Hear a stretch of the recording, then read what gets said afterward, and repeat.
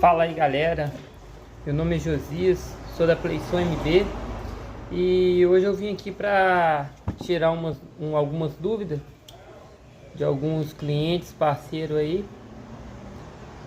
que me perguntaram. Ative o sininho aqui embaixo.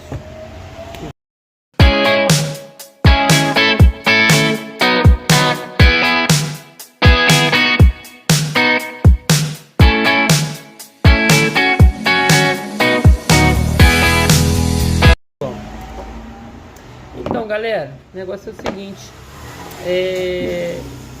eu peguei esse alto-falante na loja e ele tinha um cliente meu veio e falou: pô, Josias, meu alto-falante ele queimou e eu quero trocar o reparo dele. Aí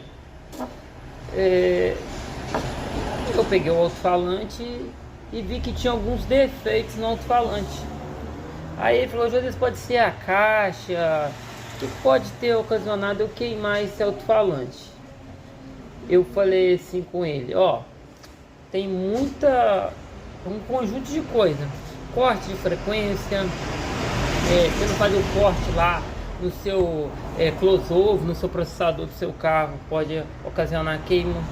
O alto-falante raspando, às vezes, quando o cara, como esse alto-falante já foi trocado a bobina, o que acontece? Já foi trocado o reparo magnético.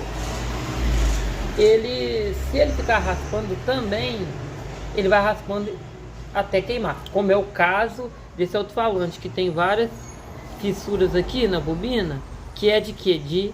Que tava raspando. Ah lá, as bobinas tava raspando já. Então, por que esse alto-falante queimou? Esse alto-falante queimou, ele já tava raspando, entendeu? Ele tava raspando, quando ele entrou, ele já entrava raspando. Aí na deslocação da bobina, esse alto-falante ele raspava, e quando ele fez muita pressão, que esse alto-falante aqui é um alto-falantinho de 2.600 RMS, quando ele fez muita pressão, o que aconteceu? O alto-falante raspou na bobina, ele faz mais força, a bobina entrou em contato com a lata do alto-falante, do gate ali dentro, então ocasionou na queima da bobina, e aí queimou a bobina. Por que não queimou antes? O alto-falante não queimou antes, apesar de estar raspando, porque ele não dava muita pressão, até ele dar a pressão ideal para poder raspar e dar contato direto com a bobina e queimar, ok? Então aí eu fui aqui, foi trocado esse reparo, foi colocado esse reparo. A bobina original, o reparo não é original, tá? Aliás, a bobina é original, o cone, conjunto não é original, tá? No caso eles colocaram aí só a bobina original do conjunto. Aí, gente, esse é o serviço que a gente já fez, tá?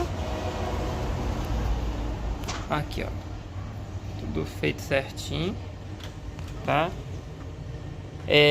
O alto-falante com um conjunto magnético original, recomendo, tá? Eu acabei de fazer. Ah, Josias, algumas das dúvidas também que eu tenho muito aqui. Ô, Josias, como fazer, quanto tempo deixar, como fazer um alto-falante não raspar? A gente está abordando muito o sistema de raspar. Por quê? Porque eu tô pegando muito serviço nessa área, ok? Então, gente, quando vocês for fazer um sistema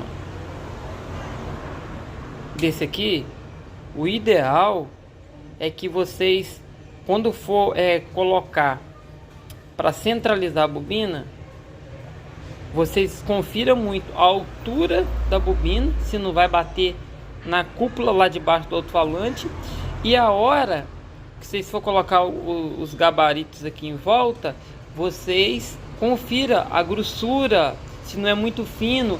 Às vezes o pessoal vai colocar, aí coloca um muito fino, né?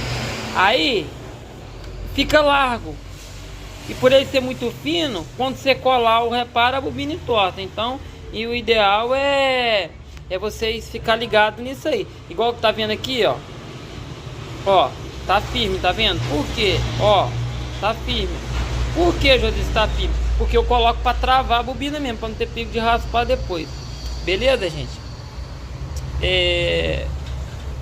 Então é o seguinte, outra dúvida que o pessoal tem muito: quando eu vou fazer o cone, Josias, eu não tô colando, e quanto tempo deixar? Cara, as minhas colas aqui eu deixo tudo um dia e meio, entendeu? Ainda mais cola que tem gente que usa muita cola, aquela cola resinada, que ela depende muito de tempo para poder reforçar, igual eu também uso aqui cola resinada para fazer algumas etapas aqui.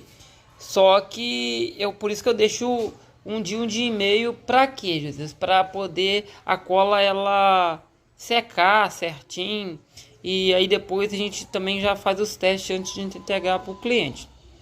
Tá bom, gente? Então fica algumas dicas